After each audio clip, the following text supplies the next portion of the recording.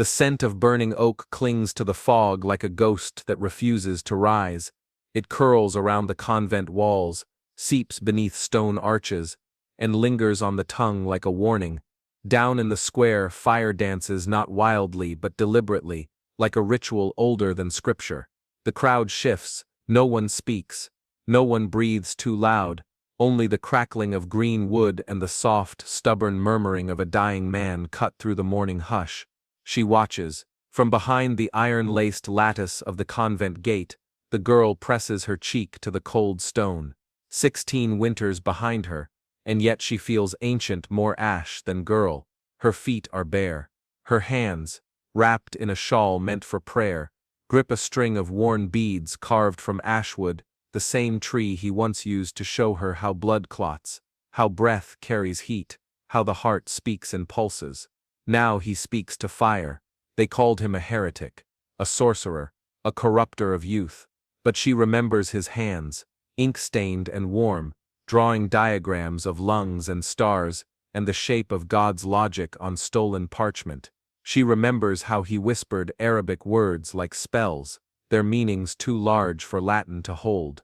A raven wheels above the cathedral spire, one caw, sharp and sudden, slices through the silence.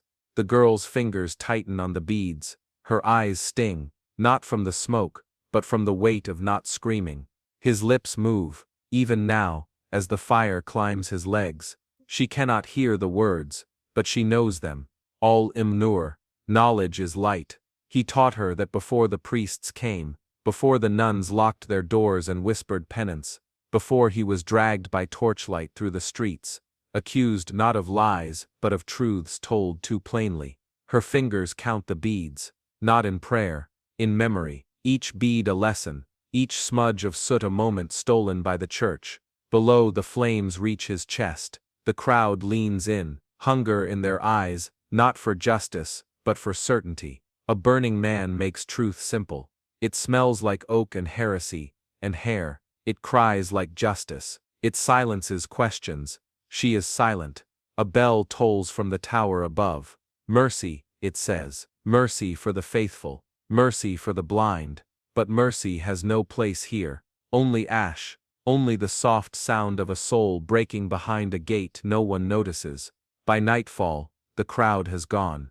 The square is empty save for scorched earth, and the stink of meat. Snow begins to fall. Soft, slow, a hush against the violence. As if heaven too cannot bear the sound of what was done in its name. She does not eat. She does not speak. In the stone cell beneath the convent chapel, she lies awake. The cot is straw and splinters. The walls whisper psalms, but beneath her, drawn in almond ink where no nun would look, is the sigil, his sigil. 3 crescents around a single eye, the symbol he etched into every page, the mark of forbidden texts, the emblem of seeking. She presses her palm to it, warm, as if it remembers him too. It is her vow, not to speak, not yet, but to carry, to become the vessel. The flame did not kill the truth, it only scattered the embers. Each night she draws it again, beneath her cot, inside her robe, on the underside of communion wafers she pretends to swallow. Every mark is an act of defiance, quiet as breath but sharp as steel. The rot spreads. France, 1242. The Inquisition is young, but its shadow lengthens. The Church no longer fears sin, it fears thought. Fear has become faith, and the faithful now hunt those who ask questions with more fury than they ever hunted demons. She sees it in the eyes of the other sisters. Not all are blind. Some glance too long at her ink-stained sleeves. Some flinch when she murmurs old Arabic prayers disguised as hymns. But they say nothing. Silence is safer. Silence is holy. One sister leaves bread beneath her door. Another, once weeps after Mass. Even here, behind walls built for devotion, rebellion smolders like coal beneath the altar cloth. Outside, villages burn, books disappear, names are erased from parish scrolls. The bishop in Toulouse boasts of a cleaner doctrine, as if truth were something that stains. But the girl listens. She gathers whispers. Travelers speak of a hidden abbey in the Pyrenees, where heretics shelter and write.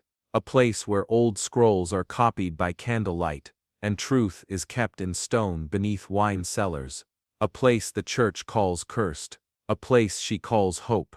She begins to plan. By day she scrubs floors, by night she maps the stars, she traces the mountain paths with her fingers, memorizing the turns from a smuggled shepherd's chart. The nuns think she is obedient. Perhaps she is, but not to them. She is obedient to something older than Rome. One night, thunder rips across the sky like a scream, rain pounds the convent roof. Doors rattle in their hinges. A perfect night. She slips from her cell, no torch, no sound, only the sigil burned beneath her skin, guiding her, past the chapel, through the garden gate, into the orchard where he once showed her how foxglove can stop a heart or save it, depending on the dose. Every root remembers him. By dawn, she is gone. No one sees her cross the river, no one hears her whisper his name to the wind, but somewhere, in a hidden scriptorium carved into mountain stone, a girl kneels beside ancient ink and parchment that smells of almond and fire, and with hands that still tremble, but no longer fear, she begins to copy. The first word is Arabic, the second is Latin, the third is hers, and above, in the cold blue sky, a raven circles once then vanishes into the snow-dusted peaks. He arrived on a cart of salted meat and barley sacks, wrists chained, mouth gagged by a bloodied strip of his own cloak. The wheels groaned over the soaked mud path, and the village of Toulouse held its breath. A crow cawed once from a crooked rooftop, then silence again. Children hid behind barrels and tattered curtains, peeking through the veil of rain. The figure was slumped, soaked, his cloak barely clinging to his back. His feet dragged twin trails in the mud, not of resistance, but resignation. The chains were not what bound him, it was memory. Memory, and the betrayal of those he once healed. He had no name to them now. Only a word spat like a curse. Cathar, the priest hissed it, each syllable souring the air like rot. Heretic, comma they called soul thief.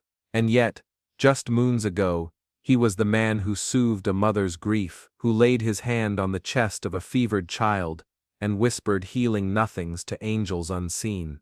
Now his head was shorn, jagged tufts of hair left behind like the mocking echo of a crown. The crimson-cloaked inquisitor dismounted with elegance that betrayed his cruelty. His boots did not splash. His voice, when he spoke, carried no wrath, only velvet finality. There shall be no trial, he said, glancing over the villagers. The soul of Christendom shall not be darkened by doubt. He is flame fodder, ash to ash. No one dared speak, but one woman, old and veiled, held her rosary a moment longer than needed, and her knuckles trembled not with piety, but rage. By dusk, the heretic was locked in the old granary, its stones slick with moss, its air thick with mold. Rats scurried like whispers. Rain tapped the roof like anxious fingers, and from the darkness, his eyes stayed open. He did not pray. He remembered the night he saw light in the eyes of a dying man, not a miracle, not a vision, just a moment of love too pure to be owned by any church. He remembered the blood on the floor of the monastery, where they burned his books. He remembered the child who asked him once, "Where does God sleep?" And he had said, "In your chest, when you are kind." That was his crime. Not sedition, not blasphemy, but simplicity. And simplicity, in a world ruled by gold chalices and jeweled bishops, was dangerous. At midnight, the wind rose. The granary door creaked once, then held fast, but the village did not sleep. A shadow passed near the well, no footsteps, just stillness, and then a soft splash. By morning, the first girl to fetch water screamed. Her bucket came up brown. By noon, 5 had fallen ill. The priest blamed the heretic. Poisoner, he roared, banging his staff against the altar. Even from his cell, he curses the holy. But in truth, no one saw who touched the well, and no one truly believed the broken man in chains could even lift his own hand, let alone doom a village. Still, silence hung heavier than guilt. That evening, before the executioner arrived, the inquisitor visited the granary alone. No guards, no priest, only rain and the sound of his own breath. He entered. The man in chains did not look up. "I have read your words," the inquisitor said softly. You write beautifully. Dangerous beauty. You could have been a bishop." The heretic's lips, cracked and blackened, parted just barely. I quote, "Rather be the broom in a beggar's hut than the crown on your temple of fear." The inquisitor stared at him a long moment, then turned and left without a word. He never mentioned the visit, and at sunrise, when the cart came again, it bore no sacks of barley, only wood and oil. The villagers gathered near the edge of the clearing. No one cheered. No one wept. The priest sang hymns, though his voice cracked mid-verse. Children clung to their mothers' skirts. And the heretic was walked through the mire, each step sinking slightly deeper, as though the earth itself wanted to keep him. He did not fight.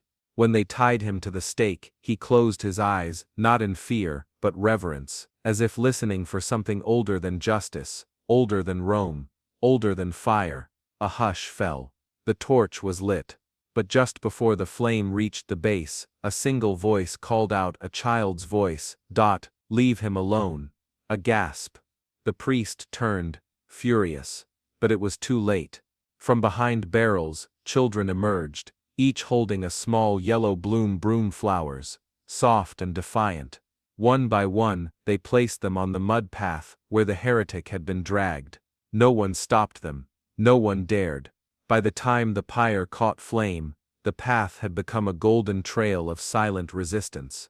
Memory, it seemed, would not be burned. That night, the inquisitor dreamt of smoke that sang. He awoke in sweat, the scent of broom in his nostrils, though none grew near. And when he rose to speak at Mass the next day, he could not find his voice. The villagers never spoke of the poisoned well.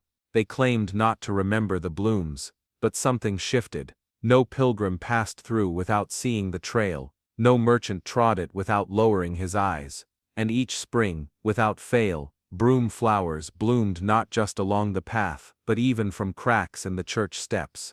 As if the earth itself remembered. The heretic had no tomb, but he had roots. And roots, like faith, often grow strongest in silence. The priest died within the year, choked not by illness, but by dread, clutching his throat, as if some truth had risen, he could not swallow. And the inquisitor, he vanished. Some say he drowned. Others say he walked into the Pyrenees, weeping. But there are whispers still, that in a quiet valley, beneath a ruined olive tree, a man with crimson robes now faded to brown, tends wild herbs and heals those who come in secret. He speaks little, but children say he listens like God does, not with thunder, but with stillness. And sometimes, when the wind is just right, the air smells of salt, firewood, and broom. The chapel breathes in silence. A cold draught snakes beneath the stone doors, lifting the edges of rotting rushes scattered across the nave. The wind carries incense, frankincense, and myrrh worn thin by time, curling like ancient whispers around the columns that reach like ribs toward the heavens. The torches are dying. Smoke paints the arches black. Below, under the altar, beneath the sacred heart of this hollowed-out sanctum, she bends in shadow.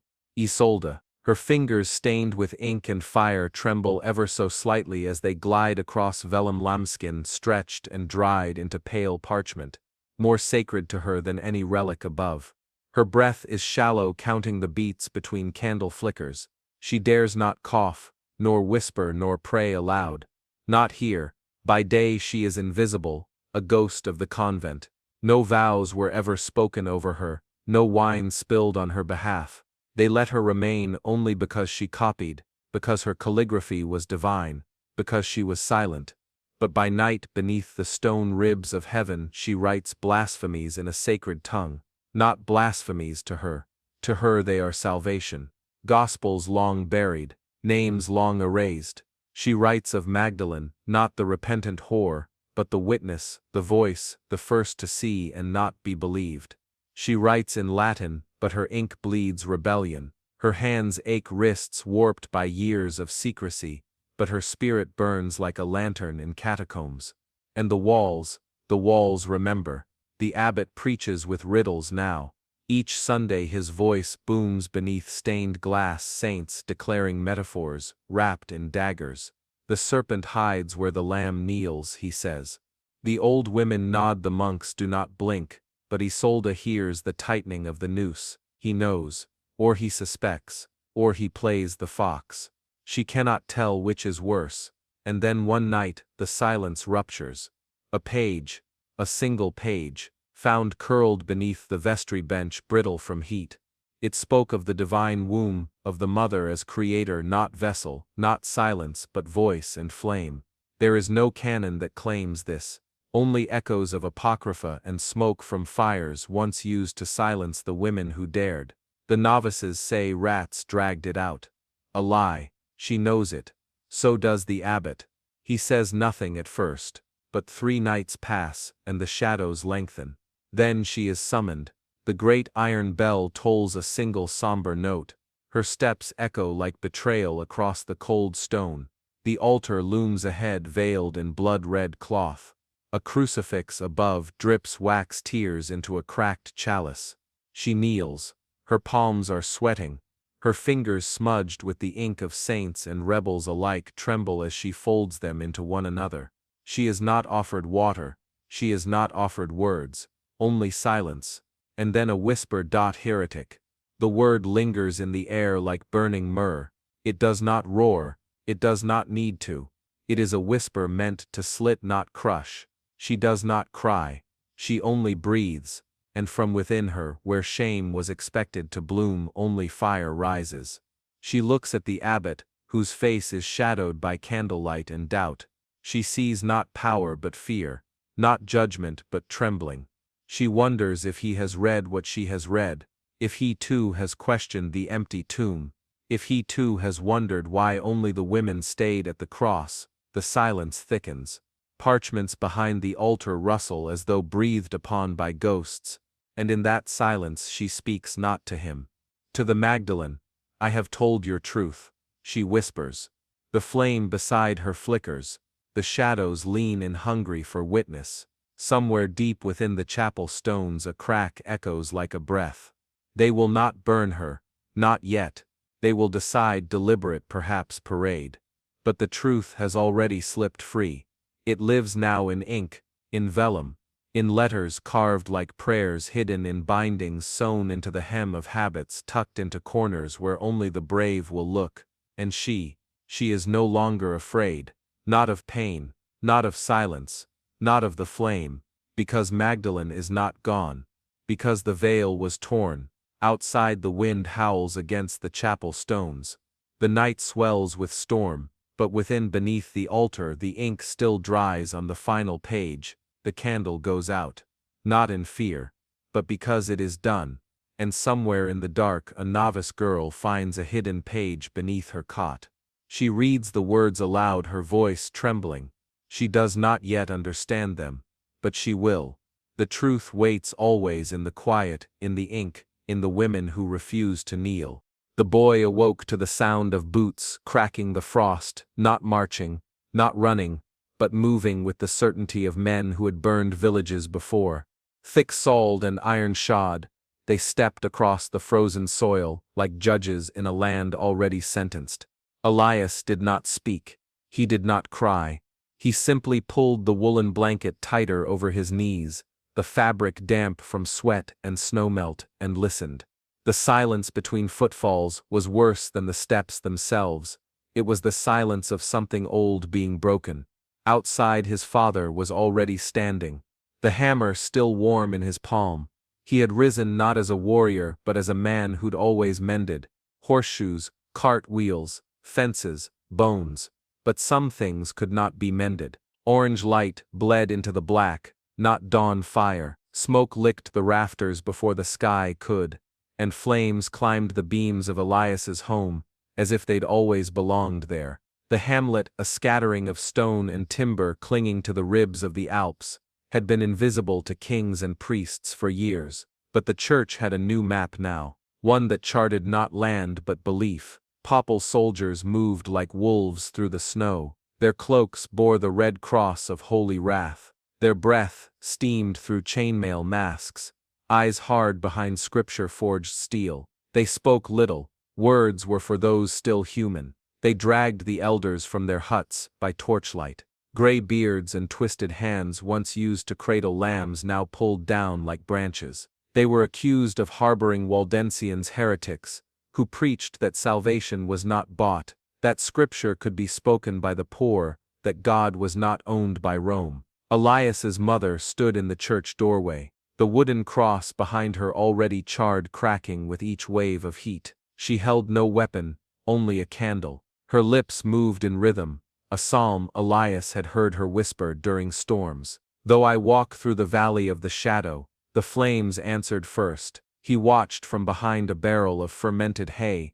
the scent sweet and sickening. His knees were folded to his chest. His fingers dug into dirt and straw. He watched as one soldier knocked the candle from her hands, then pushed her into the snow. She did not cry out, only kept praying, even as fire swallowed the rafters and smoke wrote curses into the air. When the flames had no more wood to eat, and the wind carried only embers, Elias crawled from his hiding place. The village was silent. Ash snowed down like judgment. He stepped over the hoofprints still warm. He found his mother's rosary, buried in a heap of soot, the wood singed but intact, each bead a blister against his palm. He pressed it to his lips and swore not an oath of vengeance, but memory. Let the fire take flesh, not truth. By morning he walked alone. The path to the ravine was half swallowed by frost, the trail winding through twisted pines that groaned in the wind like dying monks. The world felt abandoned. Even the birds had fled. Only the sound of his own breath, sharp and shallow, guided him forward. Whispers told of a man who once lived in the caves there, an outlaw preacher who wore no robe, owned no cross, a man who wrote sermons in ash and taught boys how to read truth in bark and sky. The church had hunted him too. His name was gone, erased from scrolls, but his echo still lived in stone. Elias found the cave just past noon. It yawned wide beneath a ledge of frozen ivy, its mouth, dark and still. Inside the air was colder than outside, but clean, untouched by fire or fear. He knelt, not like the priests in marble halls, not like the kings before gilded saints. He knelt the way his mother had, with nothing but words and ash and silence. He did not ask for vengeance. He asked for a voice, not loud, not holy, just strong enough to remember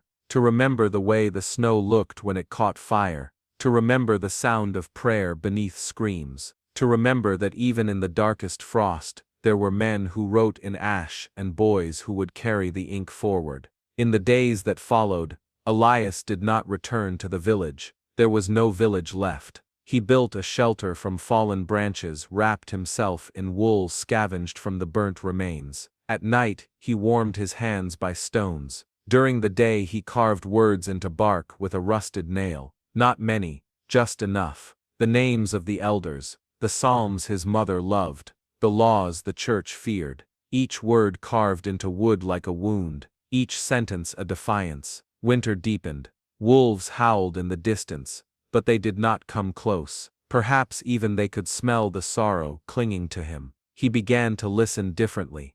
To the wind in the pine, to the drip of thawing ice, to the pulse behind silence, and in that silence a thought took root. What if memory itself was holy? What if to speak the names of the lost was a kind of resurrection? He would carry their stories, not in vengeance, but in defiance of forgetting. He would become the echo the church could not burn. When spring finally cracked the frost, Elias rose from the cave and began to walk southward, toward towns where books were banned and children silent. He did not carry a sword, only a sack of carved bark and a rosary, scorched at the edge. But his feet were steady.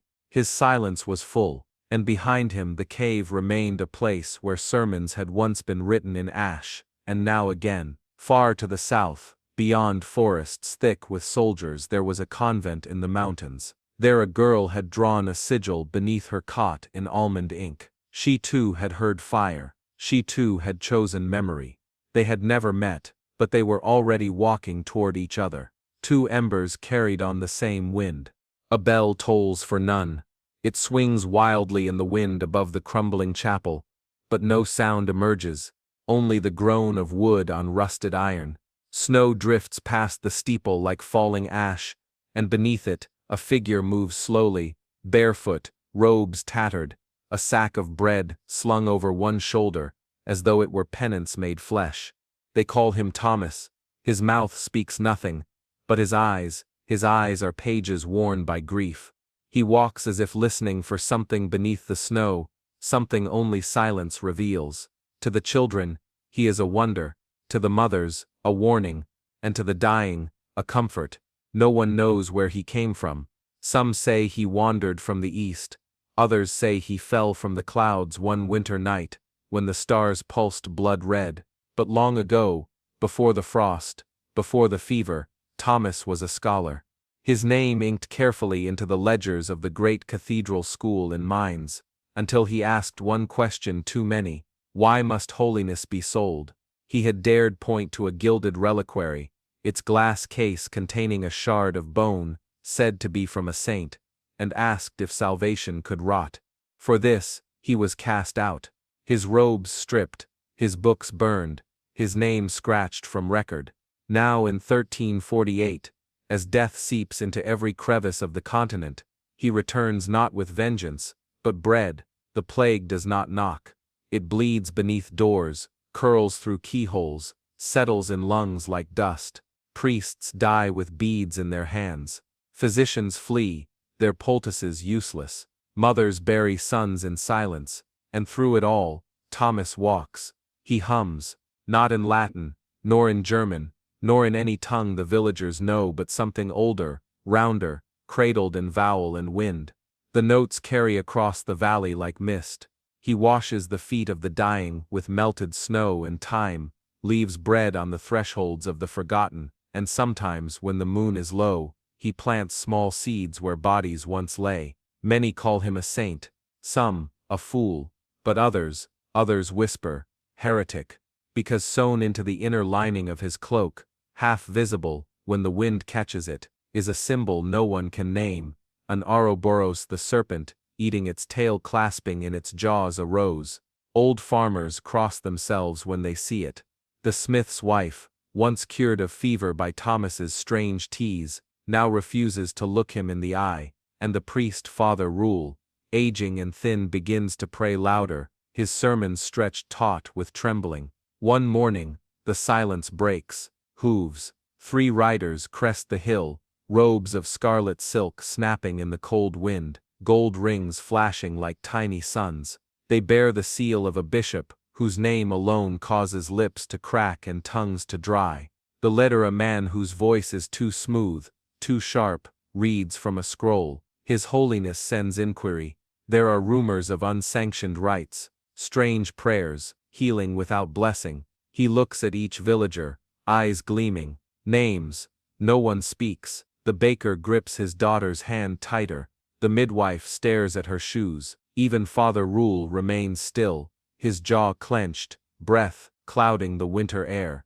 The envoy waits. Then a small voice, not from malice, not from betrayal, just the honesty of a child. He has a snake. All eyes turn. The child points to the chapel, where Thomas kneels beside a pew, pressing dried rose petals into a dying woman's palm. His cloak hangs nearby, the stitched Ouroboros, half glinting in the firelight. That night, the chapel burns. Flames twist like desperate hands reaching for heaven. Ash swirls with snow. No screams, no cries, just the crackling of wood, and the solemn howl of wind through broken glass. Thomas is gone. His sack of bread remains by the altar. The woman he tended lies still, a rose petal between her lips. The villagers wake to the smell of smoke and guilt. The envoy is gone by dawn, his scroll unstained, his work done. But Thomas leaves no bones. Weeks pass, snow blankets everything, roofs,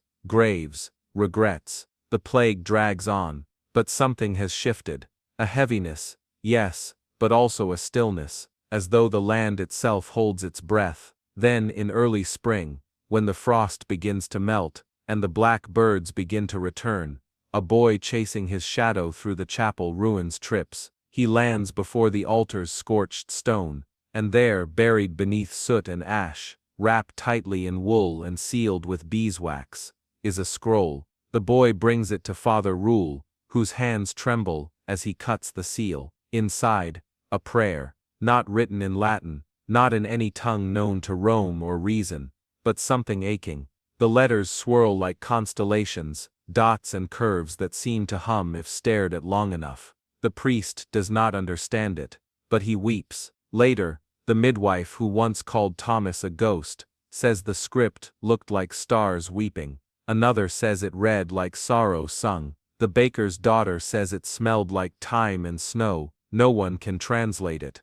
But every night thereafter, someone lights a candle near the chapel ruins and hums. Sometimes the same melody Thomas once hummed, sometimes nothing at all. The plague does not leave swiftly, but it stumbles. The village endures, and beneath the melted snow, where bodies once lay, small green shoots rise. Not roses, but something older, woven, wild. They say Thomas walks, still only now barefoot across other valleys, where bells no longer ring and hope has fled. He walks not as a martyr, nor a saint, but as silence made flesh, the kind of silence that listens, that kneels, that plants something new in the ash of what was burned. And far from here, in a monastery long abandoned, a new symbol appears on parchment and wall in Ouroboros, worn and simple, circling a rose blooming through snow. The candle guttered, the tallow hissed as it drowned in its own wax, a slow exhale in the damp chamber of stone. Shadows stretched and collapsed, like dying prayers on old parchment. In the cloistered cell, far from throne and sermon, a woman sat hunched beneath a leaking thatch roof. Rats moved above her, like thoughts she no longer wished to keep. Alessa, her back curved like an old question mark, unanswered. Her hands, knotted with time and winter, held a single fragment of bone, once part of a lamb, now a chisel for dreams. With it, she carved stars. Each star, a child she once rocked into sleep. Each groove, a name whispered in opium breath and lullabies. Each mark, a memory the world would rather forget. Before they forgot her, she had been the nursemaid, the voice at the cradle, the warm lap in a castle, cold with duty. She had held the boy king when he cried from dreams of fire. She had held the queen when her belly ached with dread. She had warned them, she had dreamed of blood. The night before the feast of St. Bartholomew, she had whispered of wolves in the chapel, of a crown shattered in three. The queen had listened, the king had laughed, and then the chapel burned. 3 guards fell, the cook was poisoned by his own ladle. The king's cousin, half mad with guilt, confessed on a slab of ice. They called it coincidence. But when Alessa dreamed again of winter roses blackened by flame, of a hand stretched from beneath a tomb, they did not laugh. They imprisoned her. York, 1265. The walls of her cell sweat in the cold. She wears no shoes. Her feet have grown caul-used, silent. Each step is a whisper to herself. Once a month, the iron door opens. A knight enters, his armor echoes against the stone like judgment. He brings no food, only questions. Who taught you the words? What spirit rides your tongue? Were you touched by a shade or a saint? She speaks in silence. But her eyes, they speak in snowflakes, in feathers drifting where no bird had flown, in the way milk turns sour when a heart has lied. The knight grows restless. One visit, he slams his gauntlet against the stone wall. Her carvings do not shatter. The stars remain. She hums. A single note, tremulous, ancient. Not English, not Latin, not prayer. The nuns are the ones who find her. It is the 4th night after Epiphany. A storm claws at the abbey walls. She lies curled like a shell emptied by sea. Her lips are parted. A song still flickers on them like candlelight. The oldest nun, who once served in Ghent, claims she heard the melody as a girl sung by a midwife with silver in her hair, who vanished during a full moon. Another nun crosses herself 7 times. Another weeps. By morning, Alessa is cold, her eyes still open, fixed not on the ceiling, but on something far past it. The priest declares fever. But none saw her sweat, none felt her burn. They bury her behind the kitchen garden. No stone, only earth, only silence. But the children begin to dream. In the orphan wing, a boy wakes weeping, whispering of stars carved into sky. In the kitchen, a pot spoils before it boils. In the chapel, a candle lights itself during compline. The knight does not return. His armor rusts in a barracks beneath the north tower, but the dreams remain. And somewhere deep in the earth, where worms and roots weave their own scriptures, Alessa hums. She hums of crowns, made of teeth, of wolves that kneel at altars, of lullabies that break chains. The stars in her cell fade slowly, but one remains untouched by time. It glows faintly on clear nights, like memory, like warning, like a voice waiting to be heard again. The mist clung low to the earth that morning, thick as breath from the mouths of ghosts. In the heart of the village square, where chickens once scratched and mothers bartered for salt, the well had turned strange. Children gathered first, wide-eyed and barefoot, drawn by the rumor that spread faster than the dawn. The well runs red. A boy, no older than 8, leaned over the stone rim. His fingers trembled as he dipped a wooden cup into the water below. It rose not crimson like blood, but dark, rich, the color of garnets or old wine. Someone whispered, "God's mercy." Another said, "Witchcraft." The boy sipped, lips stained. He spat, bitter. No laughter, no cries, just silence, thick and watchful. The execution had ended hours before. A man, barefoot and robed in tattered gray, had been bound to a pillar of ash and flame beneath the moon's unblinking eye. His crime, speaking of miracles not born of saints, but of sorrow. He had stood in the square just days ago, speaking softly to widows and mothers with empty cradles. The weeping mother, he called it. A spirit that whispered only to those who had lost. He wore no cross, only a crude ring carved from meteor stone. She came to me, he said, when my son drowned. She stitched my dreams to the heavens, and there I saw him again, laughing. The bishop had called him poison, a danger to order, a devil's tongue dressed in pity, so they lit the pyre. His last word before the flames took his voice, "Remember," and now the well remembers. Cologne, 1283. The markets pulse with life. Church bells peal across tiled rooftops, ringing order into the day. But underfoot, where rats burrow and secrets rot, a deeper current stirs. The bishop arrives by horse, flanked by armored priests, eyes narrowed upon the red well. He dismounts, dips his own gloved hand, sniffs, winces. Wine, a merchant offers weakly. No, the bishop murmurs. Blasphemy. By midday, word spreads the well shall be sealed, not just with stone and mortar, but with scripture. To sanctify, to erase. The women of the village gather, not all, but those who had stood near the man before his burning.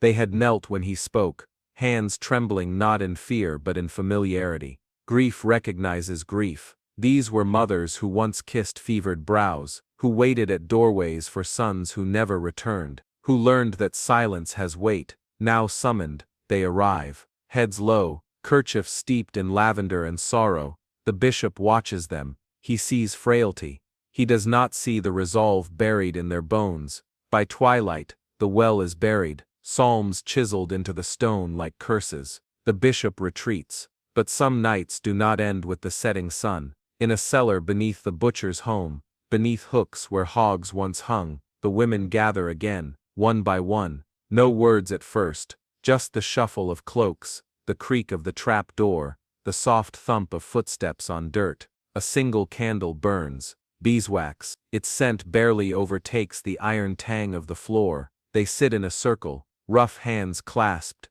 wrinkled knuckles, calloused palms. No priest presides, no cross adorns the wall. Then, a whisper. Alidus, one says. Matthias, another. Dieter, names, not prayers, not pleas, just names, spoken into air that has not heard them in years. With each name, the candle flickers, bends not from wind. The room holds its breath, as if the earth itself is listening. One mother begins to hum, a lullaby, off-key, cracked. Another joins, a third, and suddenly the cellar is filled with the sound of memory. These are not witches, they are not saints, they are mothers in mourning. But in this land, grief that does not bow to the church is danger, and memory, when it resists silence, becomes rebellion. The women speak of dreams, shared dreams, of a figure cloaked in ash, eyes weeping silver, of children laughing beyond rivers of light, of hands reaching from night, not to haunt, but to hold. One swears she woke to footprints in flour on her hearth. Another found her dead daughter's doll beside the cradle, though it had burned with the house. They don't seek miracles. They seek acknowledgement that their pain has weight, that their love did not die with the flesh. Above them life continues, but the well beneath its stone prison hums. It is not silent, not truly. Water remembers, and in its depths something stirs. 3 nights later, a woman does not return home. Her husband, drunk on grief and ale, breaks the secret. The bishop learns of the cellar. By dawn, the house is ash. No bodies found, just lavender, scorched, but sweet. The bishop declares it divine justice, a purging, a cleansing.